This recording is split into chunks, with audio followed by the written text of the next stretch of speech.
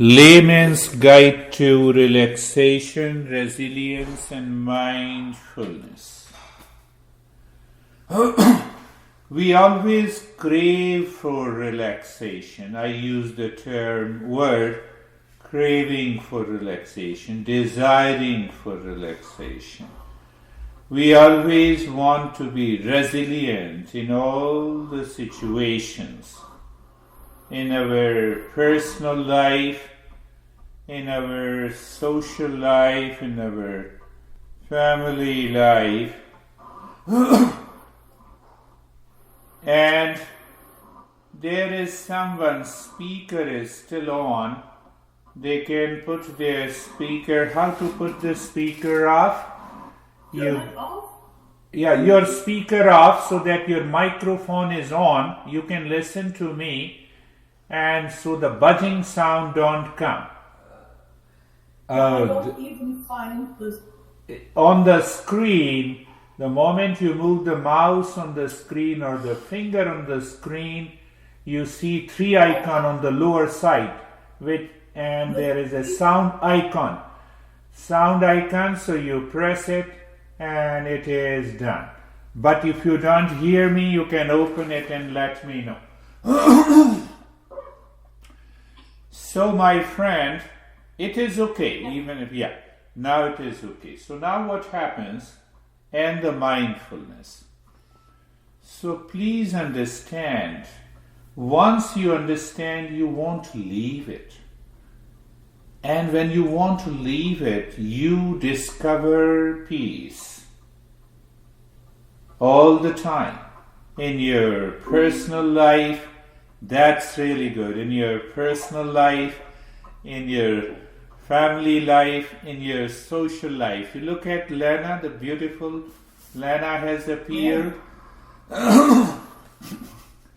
Now you join. Yes, I was little tough on Lena, so she promised herself and she joined. You see that I just simply become tough on your mind to make a change in your life, nothing else. There is no other reason. There is no other reason to be. So you see that we all crave and desire for relaxation, peace and happiness, but at the same time, we don't work on the mind. Why we don't work on the mind? The mind by default understands. It claims that I have understood it. I know what you are talking about. I know it. So it claims it knows it, and still it falls back into the problem. So that is the key to this understanding. So now going back, you see Kavita Malik, there is an icon that is red in color and it says it is, yes, I muted it. I can mute myself, that is good. Yes, now you all hear me. So understand that part. You know, the entire journey of mindfulness, I have been telling you, coming from the Eastern wisdom, we have to understand the principle. We have to remember the principle. And then we have to translate that principle into reality, into practice, into real life experience. That is what you do. When you go to motor vehicle commission, don't you learn the principles? Yes. You pass the written examination, and based on that principle, you start driving. And after a couple of months you go back. There you tell the officer, come on, let me now tell you, I have learnt the principle. Don't you see that? Yes. And then you know.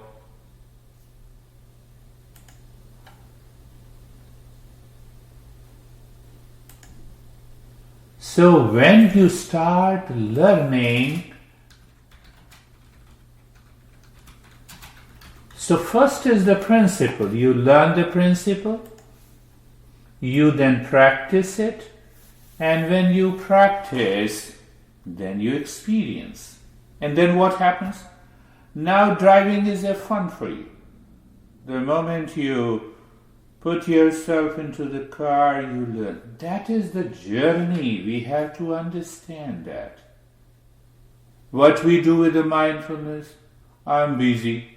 I don't have time. You don't have time for peace, but you have enough time for stress, for anxiety, for reaction, for problems, brooding over the problem, not brooding over the peace and resilience. That is the key of the Eastern wisdom. You know what, normally we talk another 2 minutes and then we will do the practice. When it comes to meditation and mindfulness, oh, that teacher is very good. He made me focus on the breath and then I was in peace. I was in peace. Where are you now? Now I am in stress. Do you say it with reference to your driving? Oh, I was driving very nice, but today I don't know it. My friend, why you lack this? Because we don't have time for the practice. We don't have time for contemplation. We don't have time for reflection. There are a lot of principles involved into it. I will invoke one of them. When you say, I don't have time for contemplation and reflection, what is contemplation and reflection? You wake up in the morning for only 1 minute. Am I in peace? No. Why am I not in peace? Because my honey said me something. Oh, so my mind reacted, not my honey told me something. It is because my mind reacted. Can I bring the reaction of the mind down? That lead me to mindfulness. See that? Just 1 minute of contemplation. No, I don't have time. So when you don't have time, so live in stress. Live in problem. No, you don't understand. Because, he or she is responsible for my stress. Come on, wrong thinking. Another principle, see that? The mind, what we say, the mind is the cause of the suffering and the mind is the cause of the peace. But if you don't apply that principle, if you don't drive in a lane laid down by the Motor Vehicle Commission, what is going to happen? You're going to meet with an accident. So you say, no, I will drive on the opposite lane, whatever it takes. So that is driving in an opposite lane. What is that? You are responsible for my miseries in life. Nothing is going to happen. One honey becomes responsible, you leave him or her. Get the second one, then he becomes or she becomes responsible, continue changing it. And then you continue to live in suffering. So you see, I told you again and again, understand the principle, withdraw yourself. And once you apply the principle, what is that principle? I'm responsible for my mind is responsible for my stress and suffering. Then what happens? Then your mind is not moving into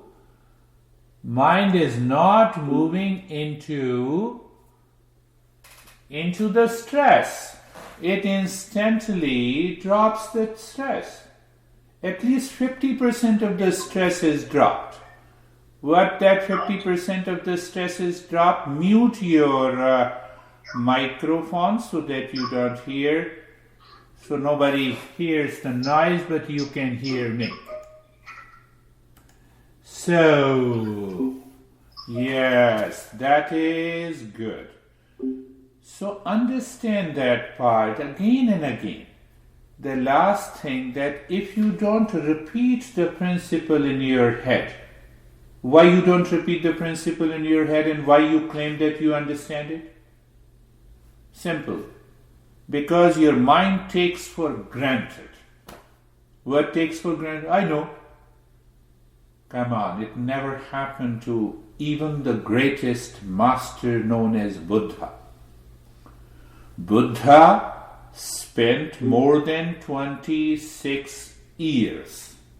He changed 27 masters. You also have a liberty to change the master.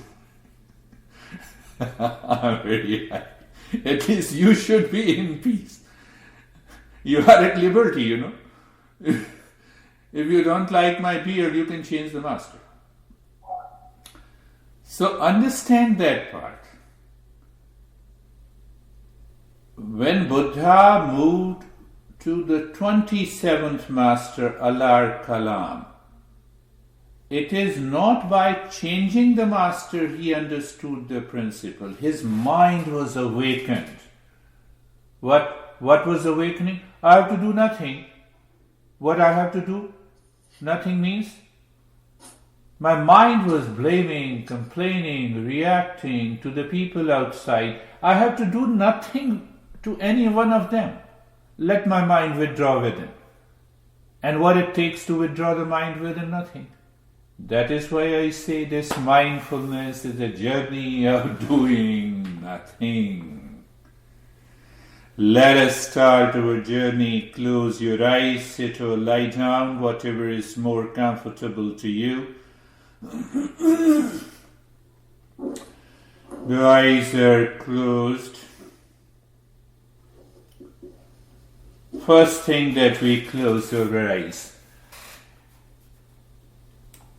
You see that when we want to see the world, we keep our eyes open, and when we want to meditate, when we want to see ourselves, we close our eyes.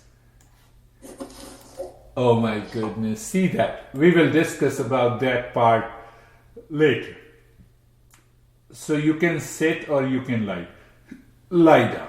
Whatever is more comfortable to you. Second thing, let us work on the mind. And to work on the mind is the easiest thing to do. The work on the mind is easiest thing to do. Easiest thing to do. What you do, you look at the you look at the shoulder joint. Feel the sensation. Become aware. Now your crazy mind starts thinking, I have to do lot of things to get out of the stress. And it misses the point. You see that. So don't allow the mind, don't start getting carried away by the mind. No way. And that we are combining the two steps, being carefree. If the mind moves with the wrong thinking pattern, don't follow it. That is being carefree, let the thought come and go. And the first preparatory step is being comfortable. So you look at the shoulder joints, you feel the sensation, you feel comfortable. At the same time, you also experience the thoughts are coming and going. Let these thoughts come and go. Do nothing. Both the steps are working together. Let me give you a clue, a powerful message to you. What is that powerful message? During the day when you are talking to someone,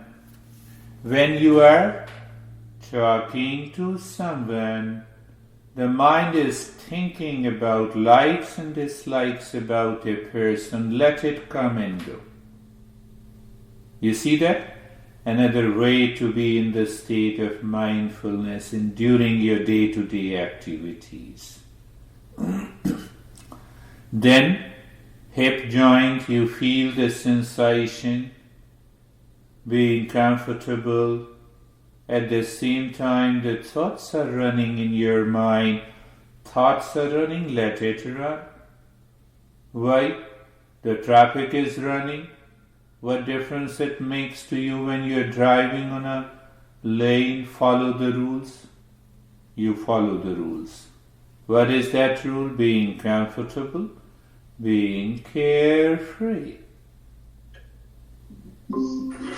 That is the simple key for it. Then, ankle joints. When I say look at the ankle joints mentally, you are simply aware. You know it, you feel it, you experience it. At the same time, thoughts might be running into your head. So when you forget it, then your mind starts thinking and getting carried away. Please, no way. What should I do? Do nothing. You're driving in your lane. Let these thoughts come and go. No, but I cannot do it. My friend, you are not doing anything. What you cannot do? Do you want to stop all the entire traffic when you're driving on a road? You cannot do it. You should not do it. You should not care for it. And that is the meaning of being carefree. It is the greatest and the deepest understanding. When the mind treats the content of the mind as if nothing is there, the mind tends to become free. That is what we are learning. Then comes, we'll continue our journey, then look at the head and the neck. When you look at the head and the neck, the mind moves without any content from outside. Then you are aware, you know the head and the neck, you experience the head and the neck, you understand it. This is something like a lens that you put in front of the sun rays. What happens on the other side? It collects millions of sun rays on the other side. You experience a tremendous heat. It can burn anything. Same thing happens here. I'm taking you to a different journey today. What I said, the mind looks at the head and the neck without any other content because you're comfortable and carefree. So what happens? The millions of the rays of the mind becomes intensively aware of the head and the neck. Then what happens? Then you discover there is already a sensation, there is already a relaxation, there is already a stillness. You need not to do anything. I promised you, we are running this Layman's Guide to Mindfulness for the last more than 10 years in New Jersey. And that is what we are learning. You have been attending and finding the benefit. Look at the right arm. I am not saying you to do anything. I'm just helping your mind to understand in a right perspective. So now see the same thing. Look at the right arm. Like the same lens. So mind looks at the right arm, not getting carried away by other contents in the traffic. Then what happens? You drive safely. You drive calmly. That's what we are doing. So you are looking at the right arm, and there is a discovery of what? Sensation, relaxation, and stillness. Left arm, I promise you, we are doing nothing. So casually, with awareness, you're looking at the left arm. Looking at the left arm, you feel the sensation, relaxation, and stillness.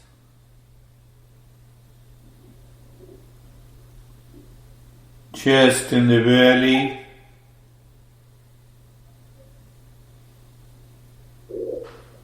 You see that the mind, because of the wrong thinking, mind because of the impurity, mind because of the ignorance, it starts intellectualizing the practice. And the moment you intellectualize, you start doing something, you have a conflict, and then you react. And in the end you will say, no, I had lot of thoughts. Did I say you to have lot of thoughts during the practice? No, but it comes on its own. Really? Are you in charge or the mind? Don't tell me. I'm hammering your ignorant mind. Look at the chest and the belly. Look at the chest and the belly. Feel the sensation, relaxation, and stillness. The master Alar Kalam, who made Buddha enlightened, before that there was a great Hatha Yoga master who asked him to stand on his head, who asked him to eat nothing, so he was reduced to skeleton. Understand the two parts. When the mind lives in ignorance, you think the headstand will take you to awakening. That is what happened to Buddha. What it means? Anything outside is not responsible, can never be responsible for your mindfulness journey, for awakening to peace and happiness.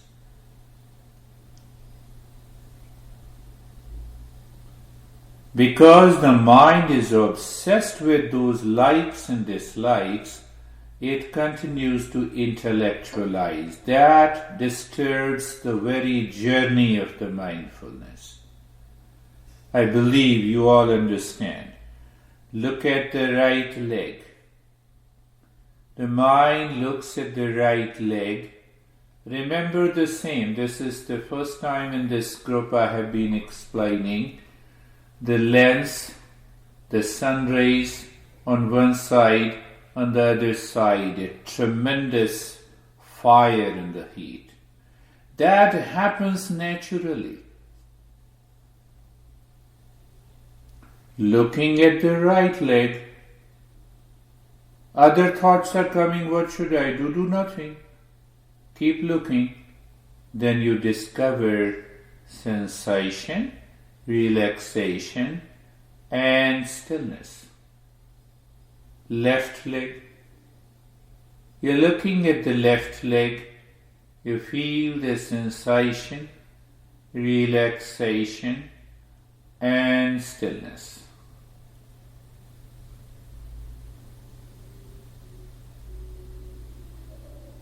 How simple it is. Look at the entire body. Look at the entire body. Look at the entire body. When you love your kid or when you love someone, what the mind does? Mind naturally, continuously looking, feeling. Do you love yourself? I'll ask you later. Look at the entire body. Sensation, relaxation, and stillness.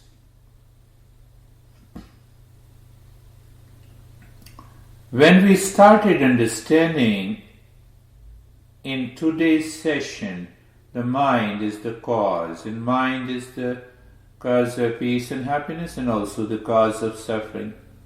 Where the mind is. So it is the mind which says it is inside. So we are picking up that much of understanding of the mind, even though it is different.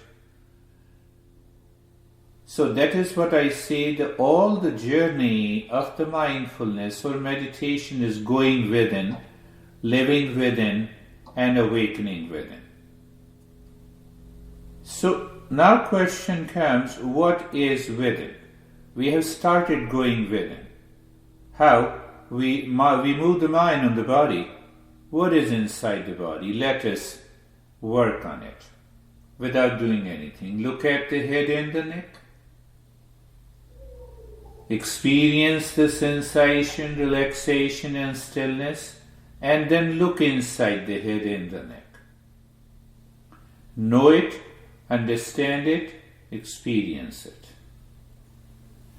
You find lot of houses in the neighborhood the moment you are outside, and yet when you move inside your house, all the houses of the neighborhood disappears, the world disappears when you look inside the head and the neck. Is it happening?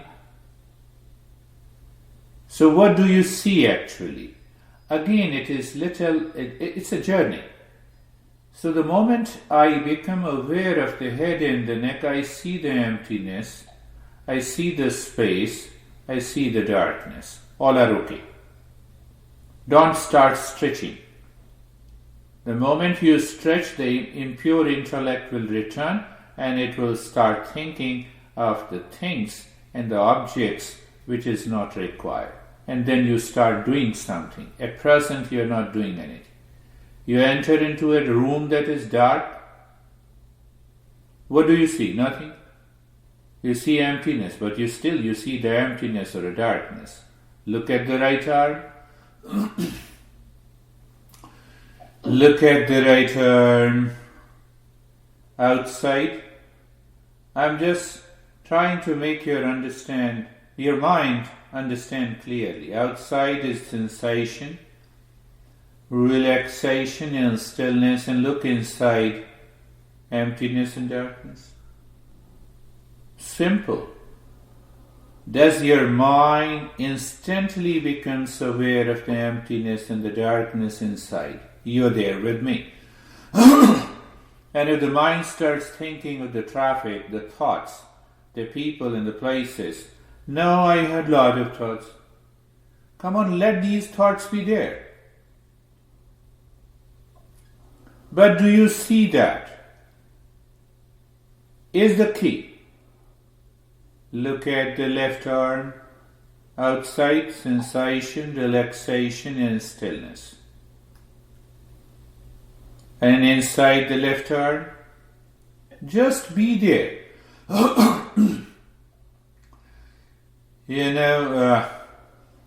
Just last week I was giving more or less the same session, and she told me, let me think. My goodness, I didn't say you to think. I say you to become aware inside the left arm. Oh. And then she asked me how not to think. My God, this is an impure intellect. And we understand by regular practice. We understand by principles. Look at the chest and the belly. Look at the chest and the belly outside. Sensation, relaxation, and stillness. And inside? Inside, you're simply looking. There is an awareness of the darkness or the emptiness. How come? Can you move any object, any person, anything inside your heart? The heart, I'm talking the seat of the pure consciousness. I'm not talking of the physical heart. Your mind will move again into the impurity. You know, blood vessels and the impure blood and pure blood. I'm not talking of that. We cannot bring anything inside from outside. Except, so what is left? Only you. What is mindfulness? To know who am I. We are going slowly. Look at the right leg. When you go to the right leg, outside, sensation, relaxation, and stillness. Inside, you see, educating the mind again and again. That is why I repeat this step again and again. It doesn't go easily. The mind doesn't leave its habits easily. But I know it, and you don't practice, so nothing happens. Then our mind blames teacher, our mind blames, no, this is good, that is not good. How long we will continue like this? This is enough is not enough? Look inside the right leg, become aware of the space and the darkness. Look at the left leg, outside. Sensation, relaxation and stillness, and inside, the space, the darkness and the calmness. Look outside the entire body. Look outside the entire body. And look inside. So when you look inside, awareness tells you there is a space, there is a darkness, there is an emptiness. Who knows that emptiness? I or you? You. So, and who is that you?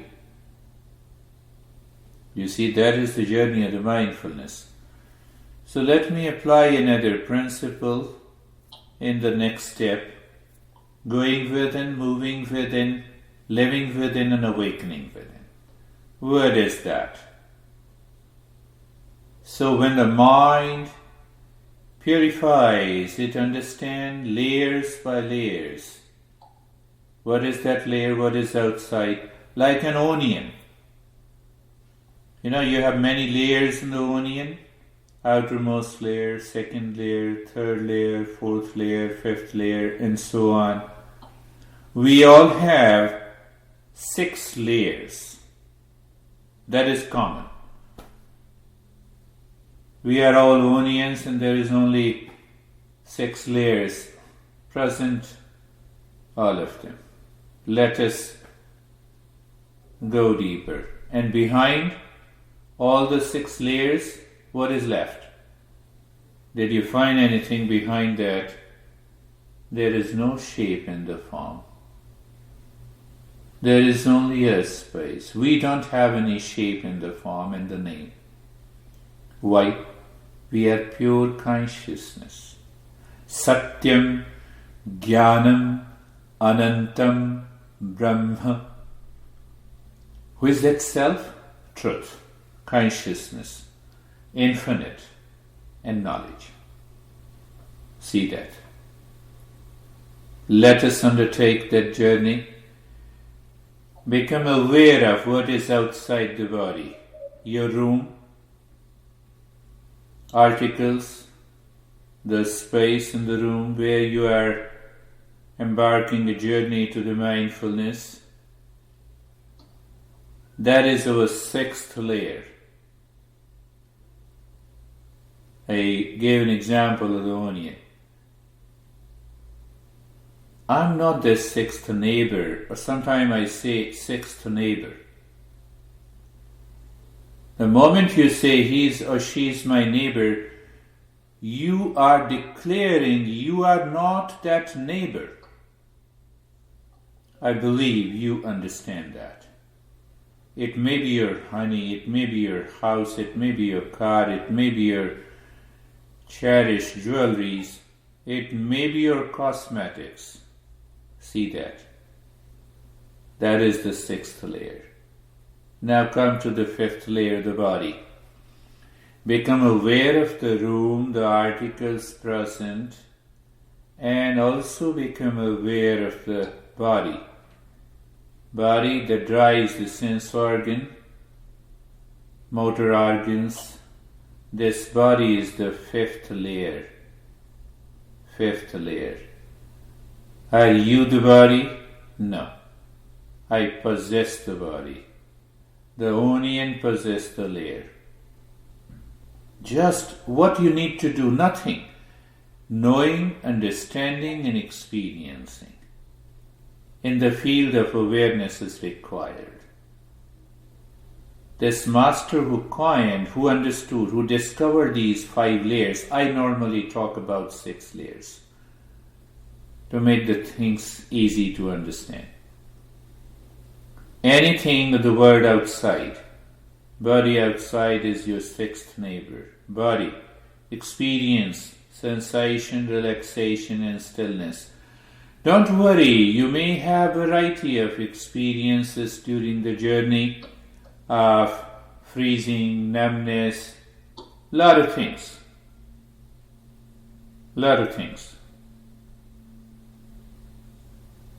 Now go deeper.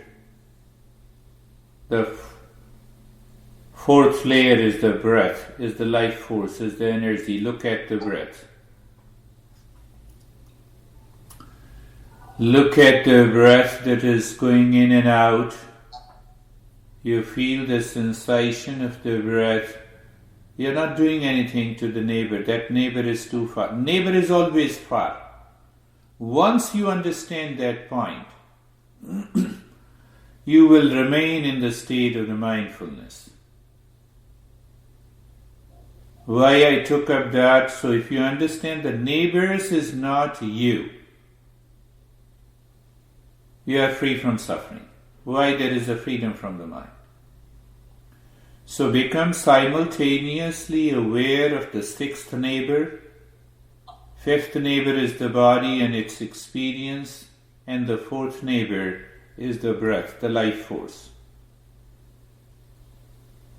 Okay? Awareness of the sixth neighbor outside. We are not rejecting, we are not making it out of sight. No, that doesn't apply here, out of sight and out of mind. We are aware. There is no clinging, there is no attachment, there is no identification. Sixth neighbor, fifth neighbor, body, sensation, relaxation, and stillness. Fourth neighbor, the breath, the life force. Third neighbor, mind. It is a neighbor. And you claim, no, a lot of thoughts were coming, I was not feeling good, I was feeling good. All happen in the mind, but the mind is your neighbor. What should I do? Nothing. That is where we started the journey, to be carefree, to be comfortable. Third neighbor. mind. Simultaneous awareness of the last neighbor the first neighbor from outside, the sixth, the word outside. Fifth neighbor is the body, living in the state of sensation, relaxation and calmness. The fourth neighbor is the breath. Third neighbor is the mind. Mind is still playing with the thoughts unconsciously, subconsciously, habitually. Let it play. Why? It's a neighbor. Neighbor is not me. Second neighbor, the intellect and the I-ness, both together. I am, intellect says, identification. First neighbor. You know who is the first neighbor? A deeper experience of bliss, but not knowing from where it is coming. So we say ignorance is suffering. We know there is somewhere I experience the calmness, ignorance. The first neighbor is the ignorance, which is very near to us. That is why we fall into ignorance, living in relationship, blaming others, eating their food, blaming their food. No food, you are not tasty. Come on. You see that? We live in that ignorance 24/7. In thinking, in speaking, in acting.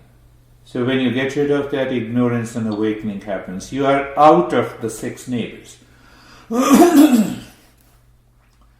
At the center, you are. Do nothing. We did nothing.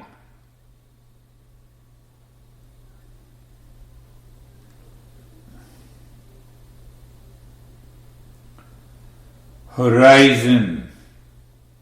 Through the naked eyes we see the sky meets an ocean. But we know it is not. And it's all a matter of awareness. You know you are aware of the body meets the self, but you are not the body. This is the simplicity of mindfulness. You are aware. When you are aware, you are not the body, you are the pure consciousness. Awakening is there. Nothing is required. The breath is going on. Horizon, the breath in you, you know you are not the breath. Look at it. The mind, with all its thoughts, meets the self. But you are not the self, you know it. You are there. That much knowing is required in mindfulness. Nothing is required.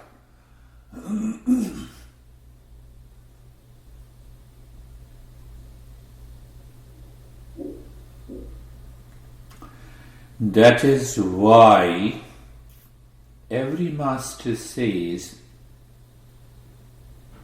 mindfulness is a happening. It is not doing.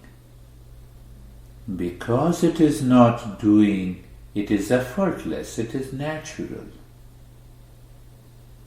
And because it is effortless and natural, the state we experience is full of peace, happiness, and wisdom.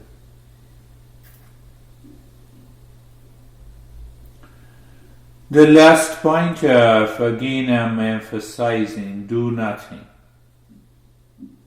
Live into that state of doing nothing.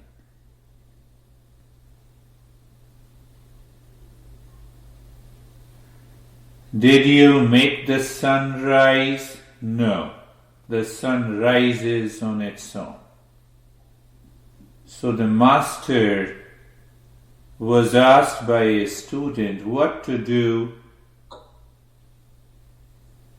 what to do in meditation or mindfulness.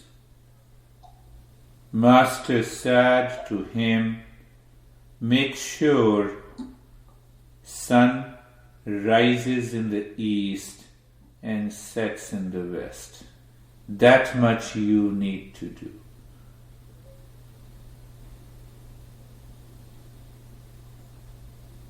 That much you need to do.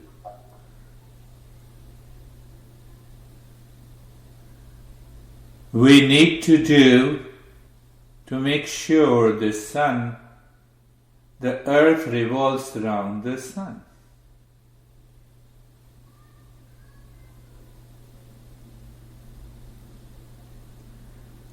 To make sure the eyes are open and the objects are in front of them. Mindfulness. To make sure thoughts are coming and going and you are free because you are not the mind.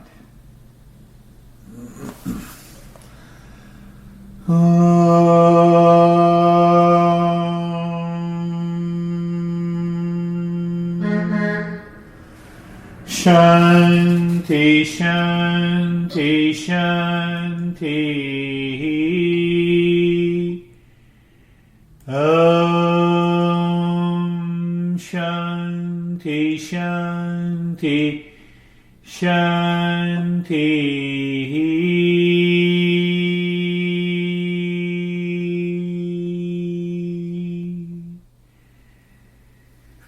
Om Shanti, Shanti, Shanti.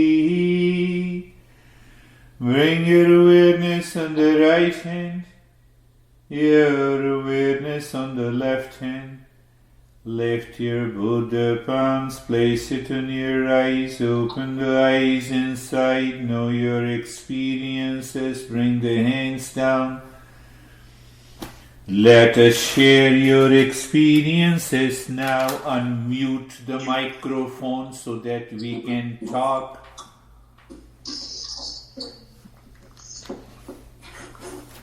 How are you, beautiful people? Can you hear me? Yes, I can hear you, Lena. How are you? Wow, now I realize how much I miss you. No, we can't miss each other. The choice is yours.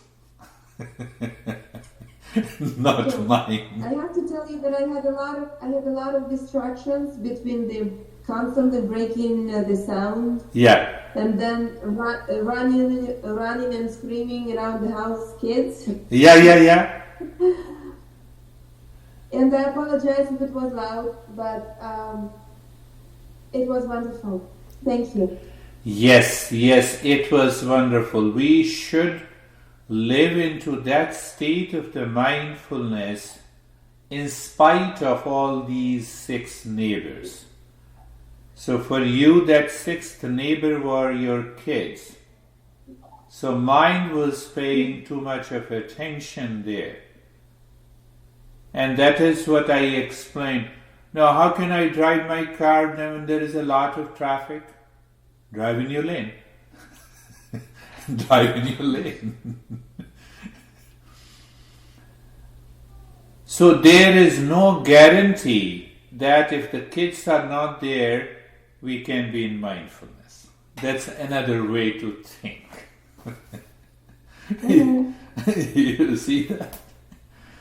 So let the kids play and let me play with my mind. You will be in mindfulness. Yeah, it will come. It will come. It was really wonderful. It was really wonderful. It was wonderful. How are you, Samir? Now you can open your mic. Sir, you before the practice you told me that Buddha had 26 masters and after that he went to 27th. Yeah. Hello? Yeah. Sir, you are my 27th master. Oh, thank you. Thanks, God. So we can continue to meet. That is good.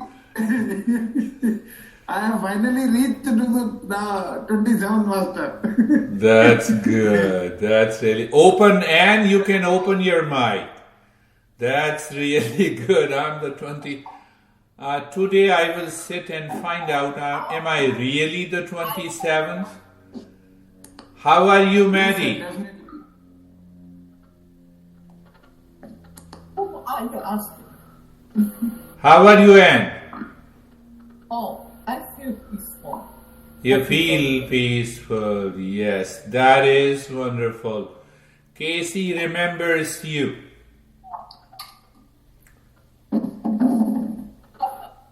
Casey in Arizona remembers you. How are you, Maddie?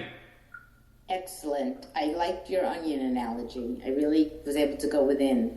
That's really wonderful. That's why I give those analogies. You pick up anything, a simple thing, and you are there. You see, Lena, Anne, and Sami.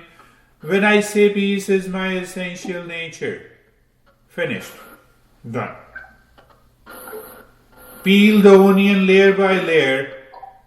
In the end, there is no name in the form. Lena is not there, Samir is not there, Anne is not there, Girish is not there. What is there? So the master says, Satyam Jnanam Anantam Brahma. That self is the nature of truth, infinity, and wisdom. Oh, I'm the wisdom. Do the wisdom has any shape? Do the infinity has any shape? I'm that. You exclaim in joy and bliss. So this is the journey of the mindfulness. Many people promised, but I know they are busy with their stress and suffering. They'll come back. So they will come back again.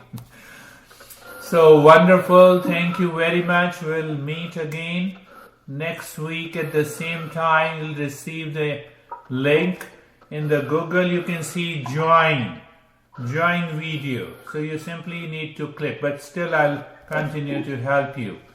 So thank you very much. Be in peace. Thank you, Girish. Thank you. Thank you, sir. Thank you very much, sir. Thank